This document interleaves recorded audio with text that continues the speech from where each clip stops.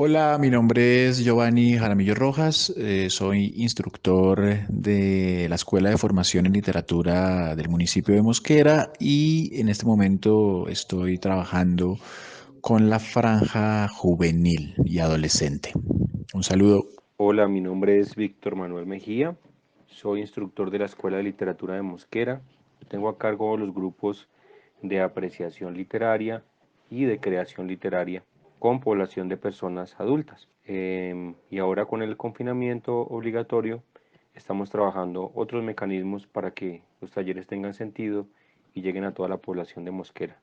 Bienvenidos y muchas gracias. Hola a todos nuestros oyentes de Asoam Estéreo. Mi nombre es Daniela García de la Torre, docente de la Escuela de Literatura de Mosquera. En estos momentos trabajo con la población infantil. Saludos. Bagata Estéreo, Escuela de Literatura de Mosquera, Letras Resonantes. Este es su programa, ya saben, una cita con la lectura, con la literatura, con las letras, con los autores, los momentos, los movimientos y las obras. En este caso, vamos a cerrar esta serie de 4 semblanzas, lecturas de los 4 grandísimos del boom latinoamericano de la literatura, en su orden: Gabriel García Márquez, Julio Cortázar, Carlos Fuentes, y en esta oportunidad vamos a cerrar con el peruano Mario Vargas Llosa, basados en la publicación Aquellos años del boom de Xavi Allén. Mi nombre, ya lo saben, Oscar Belón, coordinador de la Escuela de Literatura de Mosquera, y vamos a titular esta lectura La disciplina de un cadete.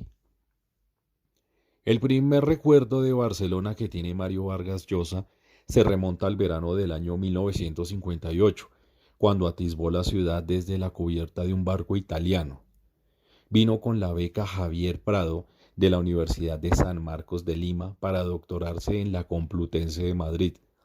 Viajaba en tercera clase y la ruta marítima de 18 días que había emprendido en Río de Janeiro, con escalas en Lisboa y Gran Canaria, finalizaba aquella mañana de sábado en la capital catalana. Bajó de la nave, le deslumbró el radiante sol de mediodía frente a la estatua de Colón y se puso a caminar por la Rambla. Iba emocionado por las calles, con el homenaje a Cataluña de Orwell en la mano, que había leído en alta mar. Estuvo en la ciudad apenas 2 días. Vargas Llosa había embarcado entre bandas de música, samba y serpentinas, y ahora remontaba la Rambla. Mi recorrido se hizo bajo el recuerdo de las imágenes de esa Barcelona turbulenta que se resistía al avance de los nacionales y donde comunistas y anarquistas y trotskistas se agarraban a balazos en el centro de la ciudad, similar ilusión a la que en 1846 había inflamado al argentino Domingo Faustino Sarmiento, deslumbrado ante aquel paseo que servía de gran distribuidor de las personas que llegaban a la ciudad. La misma Rambla que fascinó a Rubén Darío, quien la vio como la baraja social de la ciudadanía. Cuando Vargas Llosa, con sus 2 compañeros de viaje, su esposa la boliviana Julia Urquidi y su amigo Lucho Loaiza, encontró alojamiento, lo primero que hizo fue pedirle al conserje que le consiguiera entradas para la corrida del día siguiente, en la que toreaba Luis Miguel Don Minguín, padre del cantante Miguel Bosé.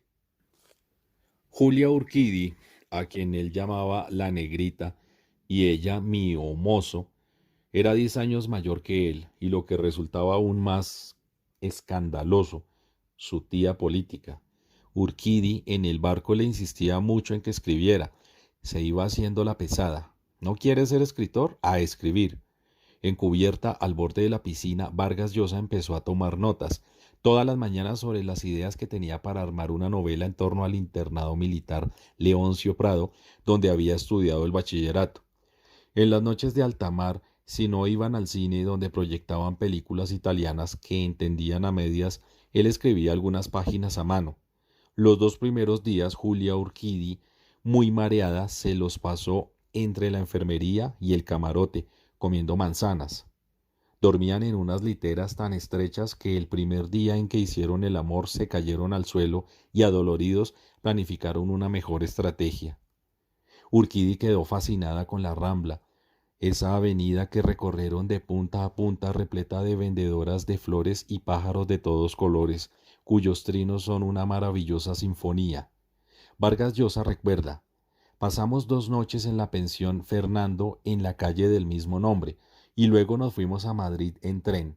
El primer día almorzaron una paella y por la tarde pasearon y se sentaron en un café. La relación de Vargas Llosa con Julia había comenzado en Lima en 1955, cuando ella se trasladó a esa ciudad procedente de Bolivia tras divorciarse de su primer marido. Coincidieron en diversas reuniones familiares, acabaron enamorándose y se casaron casi a escondidas.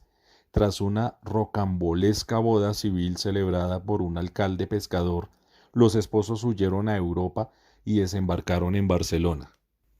Pero Barcelona era tan solo una escala. A Madrid se encaminaron el lunes por la mañana en un vagón de tercera clase de un tren atiborrado de gente, mientras su amigo Lucho optaba por el avión. Mario y Julia viajaron en un compartimento ocupado por 10 personas de todas las edades. A cierta hora, ha explicado Urquidi, aparecen canastas y envoltorios con toda clase de comidas, panes y vinos. Cortan grandes trozos de un grandísimo jamón serrano, lo ponen en la punta de un cuchillo y colocándolo delante de uno dicen: ¿gusta? La generosidad de sus acompañantes hace que durante todo el trayecto no gasten nada en comida. Al llegar a Madrid se alojarán junto a su amigo en una buena pensión en el barrio de Salamanca, en el número 12 de la calle Doctor Castelo, en el cuarto izquierdo, donde cada noche a la hora de la cena sintonizan las emisiones en español de la radiotelevisión francesa. En Madrid, Vargas Llosa tomará la seria determinación de hacerse escritor. Todas las mañanas bajará al café de la esquina para escribir su novela. El entorno no le era favorable, pero él se sentía feliz con sus $120 mensuales de beca durante 2 años. Entre eso y el trabajo que encontró su esposa como dactilógrafa en las selecciones del Reader's Digest, se podían permitir comprar libros, ir a los toros, al cine, al teatro, espiar a los poetas y escritores en lugares como el Café Gijón, hacer excursiones por Castilla y frecuentar las tascas. Aplaudieron los espectáculos de Lola Flores y se tomaron las uvas de fin de año en la Puerta del Sol. Les fascinaba que cualquier día hubiera gente paseando por la calle hasta las 3 de la madrugada. Y montaron un grupo callejero de danzas folclóricas incaicas, donde él y Paul Escobar eran los bailarines y Pablo Guevara el coreógrafo. Difícilmente aquellos que entonces dejaron caer unas monedas imaginaban estar financiando la carrera literaria de uno de los grandes escritores de nuestro tiempo. La peculiar agrupación se presentó incluso a un concurso de bailes latinoamericanos que se celebraba en las plazas de toros de varias ciudades, y así con un repertorio que incluía marineras, huaíños, cuecas o el Alcatraz, visitaron lugares como Sevilla, Mallorca o Ávila. Quedaron en segunda posición. Vargas Llosa explica: Madrid estaba atascada entonces en un tiempo que se había quedado fijado. Era como una aldea aislada, una ciudad triste y pueblerina, con una censura más estricta que en otros lugares y unas enormes desigualdades sociales y económicas. Si una chica aparecía de repente con pantalones por la calle, la miraban mal e incluso le afeaban su conducta. Un compañero de los cursos de doctorado dejó de saludarme cuando supo que yo no era casado por la iglesia. Alfonso Paso era el dramaturgo de más éxito y en la cartelera no había ni rastro de las obras de Valle Inclán o García Lorca. En los cines las películas se exhibían terriblemente mutiladas por la censura, al extremo de parecer cortometrajes, y el doblaje suavizaba los argumentos, pudiendo convertir en hermanos a la pareja de amantes en Mogambo. En clase, el profesor de literatura hispanoamericana solo llegaba hasta el romanticismo porque desconfiaba del modernismo en adelante. En la biblioteca de la facultad iban retirando los libros y autores que el Vaticano ponía en el Índex. lo que me dejó interrumpida mi lectura de la revista de Occidente de Ortega y Gasset. El único análisis permitido sobre las obras era el lingüístico, lo que encumbraba en el podio de los intelectuales a Leo Spitzer y hacía desaparecer del mundo a Sartre o a Camus. Aquel Madrid real tenía poco que ver con el que me había imaginado en Lima. Fantaseaba con que se escenificaban habitualmente las grandes obras teatrales del siglo de oro y que la universidad sería un centro de alta cultura. ¿Quién hubiera pensado en aquellos 50 que los europeos acabarían viniendo a corromperse a Madrid en la movida? ¿Quién hubiera imaginado su cosmopolitismo de ahora? Entonces mi gran ambición era vivir en París.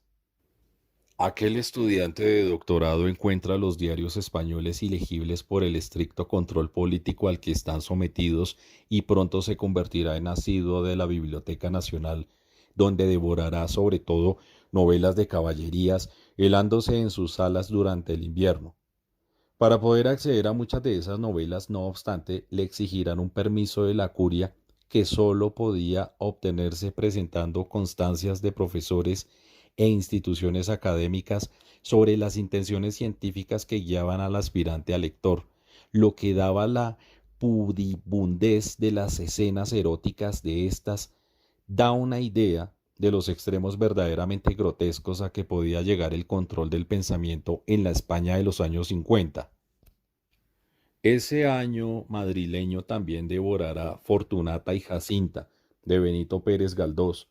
En la Universidad de San Marcos había trabajado sobre Rubén Darío y su idea inicial era doctorarse en Madrid con una tesis sobre el nicaragüense, aprovechando que el profesor Antonio Oliver había catalogado el archivo del poeta conservado por su última esposa Francisca Sánchez, a la que llegué a conocer, recuerda, en un pueblecito de la Sierra de Gredos, aunque el proyecto no se materializó por maniobras poco claras de un profesor quien podría haberse apropiado de las investigaciones de aquel joven doctorando. La pareja viajará en tren de nuevo en tercera clase y durmiendo en albergues de juventud. Por Italia llegaron a Génova, Venecia, Florencia, Roma y Milán, donde el peruano se durmió en la ópera. Aún en Madrid, Barcelona será muy importante. Sus auténticos descubridores son Enrique Badosa y Steve Padrós, miembros del jurado del Premio Leopoldo Alas de Narrativa Breve, convocado por la editorial Rocas. Al poco de llegar a la capital de España, encontró en una página de periódico la convocatoria del premio, una peculiar iniciativa de un grupo de médicos barceloneses amantes de la literatura. El joven Mario pensó, ¿por qué no? Hice una selección de los cuentos que había escrito en Perú. Añadí uno que acababa de confeccionar en Madrid y los envié. Cuando Vargas Llosa comentó al profesor Carlos Bousoño que se había presentado al premio, éste le lanzó una furibunda crítica contra Enrique Badosa, jurado del galardón, porque ambos poetas estaban enfrentados en la palestra pública acerca de sus conceptos sobre lo que debía ser la poesía. Badosa había escrito un combativo artículo contra la tesis de poesía. Es comunicación, una frase de Alexandre que Bousoño blandía como lema. Para mí poesía es conocimiento, recuerda todavía hoy Badosa, como si los años transcurridos no hubieran mermado el fragor de aquella polémica. Aquel premio Leopoldo Alas lo habían fundado con el cuñado de Padrós, el doctor Manuel Carrera Roca, y otro médico amigo del alma del premio, Martí Garriga Roca. Cuenta Badosa. Steve y yo éramos uña y carne. Yo soy su padrino de boda y sus niños son mis herederos. En diversas reuniones quedó patente nuestra común afición al cuento. Todos éramos fans de Leopoldo Alas. Un día, saliendo de casa del doctor Garriga, yo le dije a Padrós, ahora que nadie publica cuentos, ¿por qué no hacemos un premio de relatos del que se publique un libro? Y me respondió, ¿por qué no les decimos a Manuel y Martí, los dos doctores Roca, que lo financien? Y en efecto, ellos aportaron las 10.000 pesetas del premio. Decidimos organizar cada año una cena en Can Parellada, en la Diagonal muy concurrida, pues al interés literario se sumaba el poder de convocatoria de la clase media. La prensa nos bautizó como el premio de los médicos, de modo inexacto, pues los que llevábamos las deliberaciones éramos Steve y yo, y otros amigos laterales. El caso es que un desconocido Vargas Llosa de 24 años pasó todas las cribas del jurado y ganó aquel galardón por un voto. Así vio publicado su primer libro, Los Jefes. Apareció en la editorial Rocas, en plural por los dos doctores Roca que la financiaban, sello que también editaba textos de medicina. Aquella hermandad médico-literaria acababa de premiar unos excelentes relatos que, sin embargo, no se correspondían a la definición de cuento que Badosa y Padrós habían creado y que era el leitmotiv del galardón. Narración breve de contenido expectante que se intensifica y aclara en el desenlace. Para nosotros esto era el cuento y ese era el modelo que podíamos poner para el premio. El libro de Vargas Llosa era otra cosa, pero vimos tan claro que era una obra destinada a formar parte de la historia de la literatura, que era algo que quedaría y que nos entusiasmó, relata Badosa. Vargas Llosa solamente había publicado 2 relatos en Lima, El abuelo en El Comercio y Los jefes en El Mercurio Peruano. El libro obtuvo el premio en 1958 y se publicó en 1959. Los jefes, título del libro y de uno de sus cuentos, fue el premiado número 10. El jurado invitó al peruano a cenar en Barcelona. Vargas Llosa cogió el tren y se presentó en el restaurante Amaya, en la Rambla. El escritor recuerda afectuosamente a Badosa como el primer escritor barcelonés con quien trabé amistad. Solo la censura consiguió aguarle la fiesta. Para conseguir publicar el libro me hicieron cambiar no sé cuántas palabras. El informe del censor indica deben tacharse las palabras malsonantes de los folios 6 y 78. Badosa recuerda la espectacular presencia de Julia Urquidi. Era extraordinariamente bella. La tía Julia, tan bella que turbaba. Con las 10.000 pesetas del premio y algunos ahorros, el escritor hizo un largo viaje por Marruecos en junio de 1959 sin su esposa, pues no les alcanzó para ambos. Vargas Llosa recorrió varias ciudades, Tánger, Casablanca, Fez. Los jefes pasó inadvertido. Recuerdo que hubo 5 críticas y aunque he olvidado casi todo lo que los críticos han dicho de mis libros después de leerlos, siempre recuerdo aquella crítica muy hostil. Creo que la única de esas 5 que apareció en alguna revista o periódico de Barcelona por lo inesperado del reproche que se me hacía en el texto. Decía que el libro estaba mal escrito y que se utilizaban algunas expresiones que eran absolutamente inaceptables. Daba como ejemplo la palabra manija y decía que era inaceptable hablar de manijas en lugar de hablar de fallevas. Yo en mi vida había oído la palabra falleva y se me había quedado dando vueltas en el cerebro esa extraña palabra, esa exótica palabra, falleva. La obra la editó en Argentina Jorge Álvarez contra la voluntad inicial del autor, que afirma que fue una maniobra del peruano, Manuel Scorza, que se presentó en Buenos Aires como titular de los derechos de autor. En 2011 visité a Vargas Llosa en Lima, donde ofrecía como autor y actor una versión de Las Mil y Una Noches junto a la actriz peruana Vanessa Saba, dirigidos por Luis Llosa, su entonces cuñado. Mostraba una energía desbordante que contrastó con los años finales de García Márquez. Carmen Balces, como esas madres que alaban las virtudes de un hijo y sin darse cuenta del error en el que incurren, encadenan su afirmación con la enumeración de las características no tan positivas de su hermano, caía a menudo en las comparaciones. Mucho se ha escrito sobre una frase de la gente literaria. Vargas Llosa es el primero de la clase y García Márquez es un genio. Ella la mantuvo hasta el final. Concluidos sus estudios, el joven Vargas Llosa intuyó que su vida de escritor contaría con mayores estímulos en París, meca de los latinoamericanos con ínfulas artísticas. La beca se acababa, el matrimonio se había trasladado a una pensión más barata y Vargas Llosa le propuso a su mujer que en vez de volver a Perú se instalaran en París.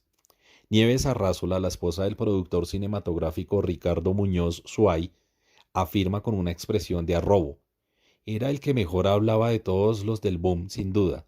Daba gusto escucharle.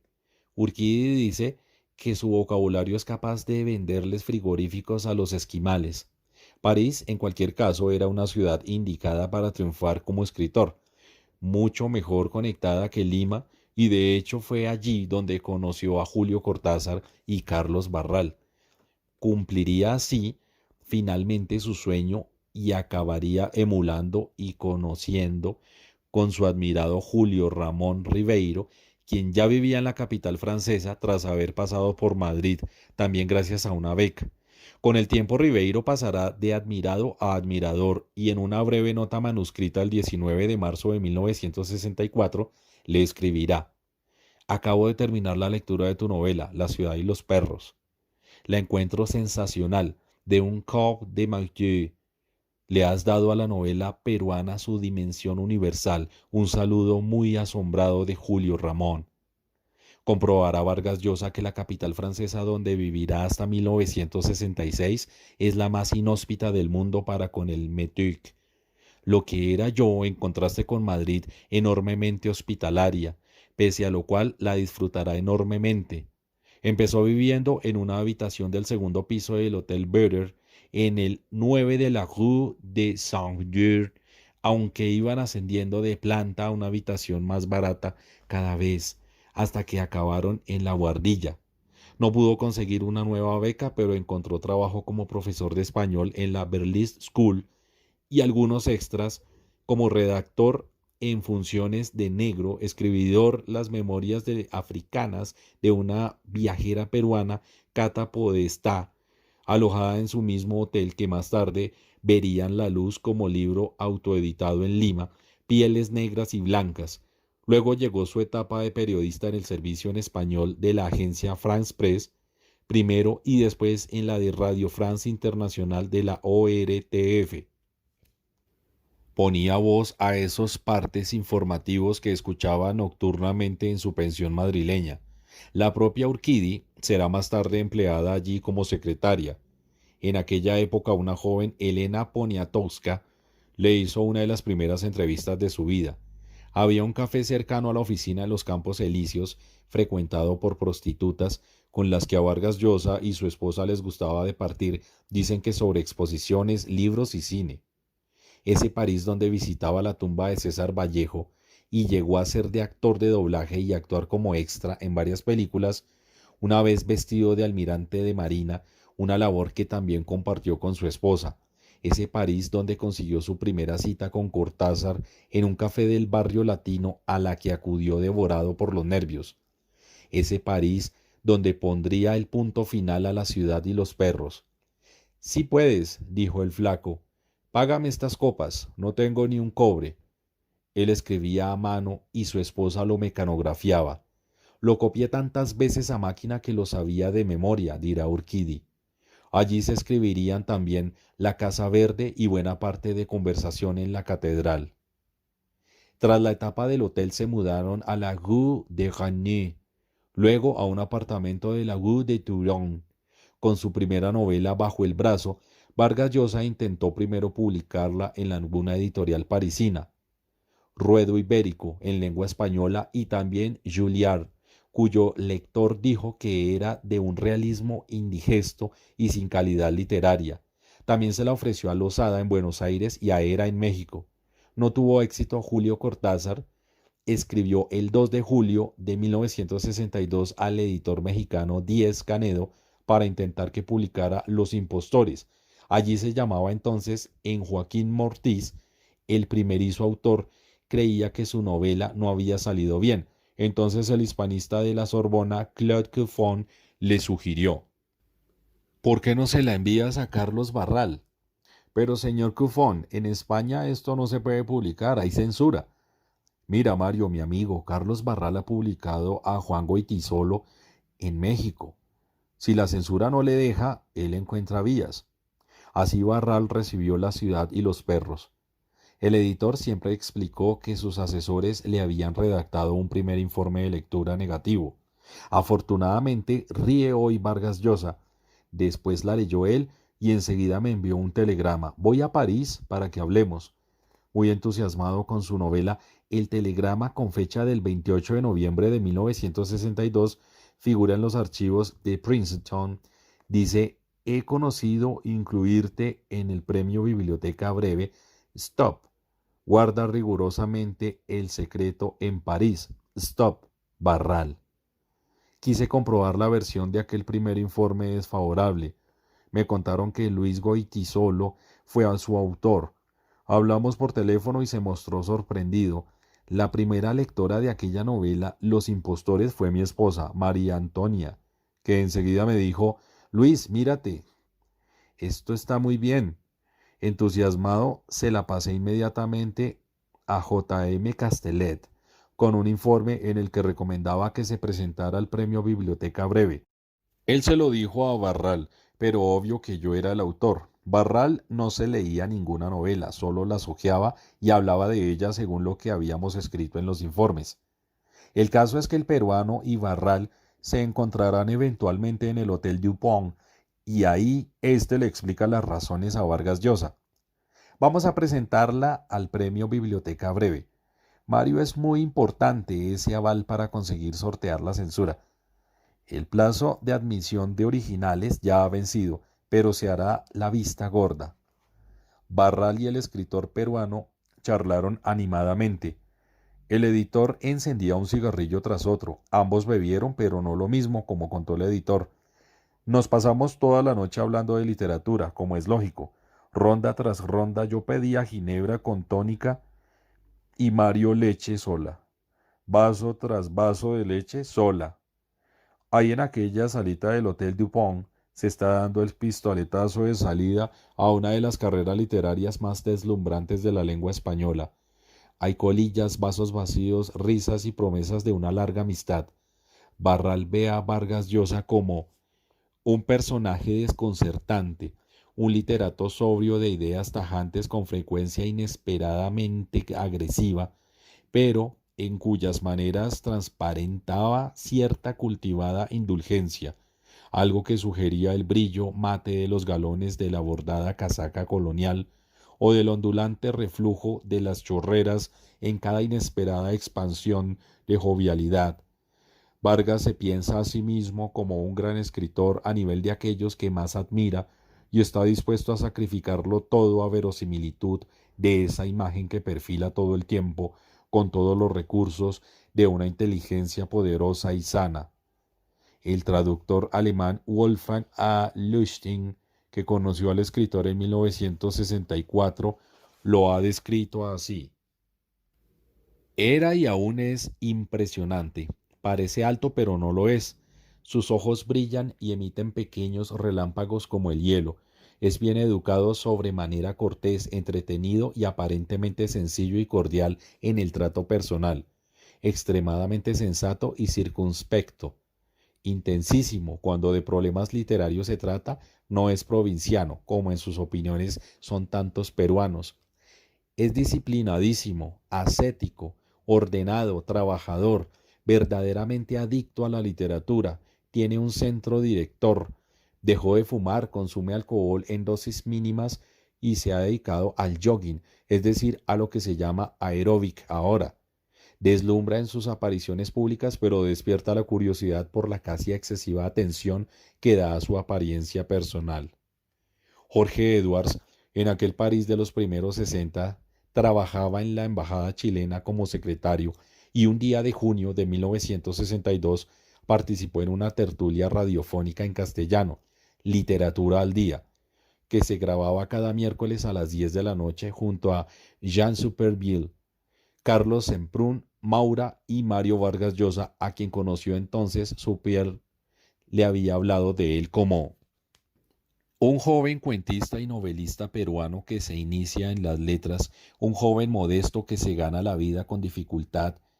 Supervielle considera que es un poco cerrado de mente, demasiado aficionado a los esquematismos de izquierda. No tiene idea de qué cosa escribe y sospecha que su trabajo creativo no le va a gustar, pero reconoce que el muchacho ha leído muchísimo, sobre todo para su edad, y que es notablemente inteligente, a veces brillante.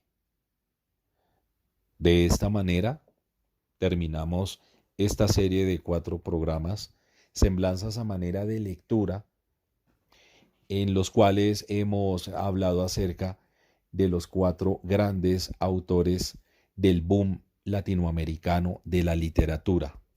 Recuerden, somos Escuela de Literatura de Mosquera. Agradecemos a las personas que nos escucharon, también a las personas que hacen parte del equipo de profesionales de la emisora Asoam Estéreo. Hoy nos acompañó la Escuela de Literatura con su programa de radio Letras Resonantes. Nos pueden encontrar en nuestro canal